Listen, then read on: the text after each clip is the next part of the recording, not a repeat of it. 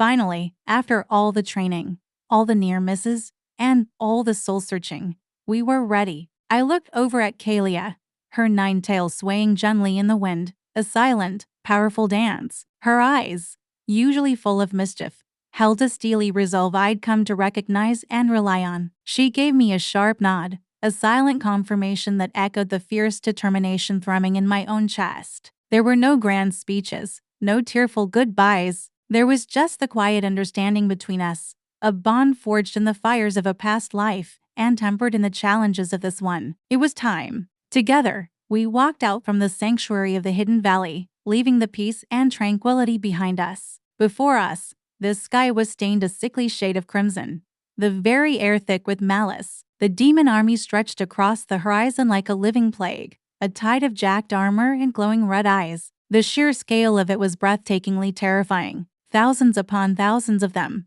a chaotic legion of malice and hunger. The ground trembled with their guttural roars and the discordant clang of their infernal weapons. A lesser person would have been paralyzed by fear, but I wasn't just a person anymore, and I wasn't alone. Kalia let out a sharp cry, and azure flames erupted round her, coalescing into ethereal foxfire spirits that danced and darted through the air. I drew my blade, the familiar weight of comfort in my hand, and channeled the power that now surged through my veins. We charged. There was no strategy that could account for this level of chaos, no plan that could survive contact with this enemy. It was pure instinct and reaction. The clash was immediate and brutal. I was a whirlwind of steel, deflecting, parrying, and striking, each movement a desperate prayer for survival. Kalia was a phantom of blue fire, her spectral foxes tearing through demonic ranks, sowing confusion and leaving trails of scorched earth. It was a gruesome ballet of destruction, the air filled with the stench of ichor and the cacophony of shrieks and clashing metal. For every 10 demons we cut down, 20 more surged forward to take their place.